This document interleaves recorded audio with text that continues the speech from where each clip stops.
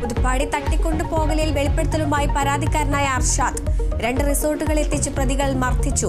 3 ദിവസം താൻ മർദ്ദനത്തിനിരയായെന്നും അർഷാദ് കേരള വിഷൻ ന്യൂസിനോട്.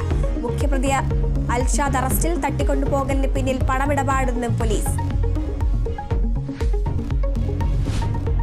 ആമേഴഞ്ചാൻ തോട്ടിലെ മാലിന്യ പ്രശ്നത്തിൽ ഉത്തരവാദിത്തമില്ലെന്ന് റെയിൽവേ. ടണലിൽ അടിഞ്ഞത് റെയിൽവേ ഭൂമിയിലെ മാലിന്യമല്ലെന്ന് ഡിവിഷൻ മാനേജർ.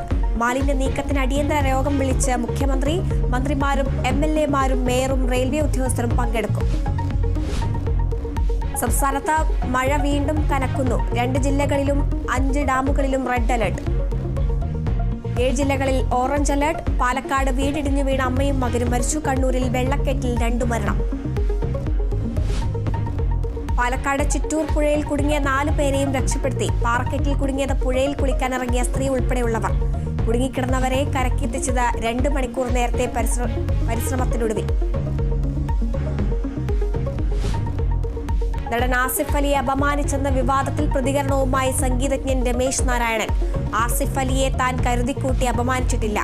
ജയരാജന്റെ കയ്യിൽ നിന്ന് അവാർഡ് വാങ്ങണമെന്ന ആഗ്രഹം കൊണ്ട് ചെയ്തതെന്ന് വിശദീകരണം. വിവാദമായത് ആസിഫ് അലിയിൽ നിന്ന് അവാർഡ് വാങ്ങാൻ വിസമ്മതിച്ചത്.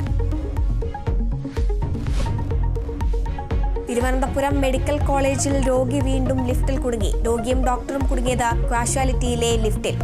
10 മിനിറ്റിന് ശേഷം ഇരുവരെയും പുറത്തെത്തിച്ചു. കൊച്ചി ഇടപ്പള്ളി അമൃത ഹോസ്പിറ്റലിൽ നഴ്സിംഗ് വിദ്യാർത്ഥിക്ക് നേരെ റാഗിംഗ് എന്ന് പരാതി. അന്വേഷണം ആരംഭിച്ച് ചേരനല്ലൂർ പോലീസ്. 2 സീനിയർ വിദ്യാർത്ഥികൾ അറസ്റ്റിൽ.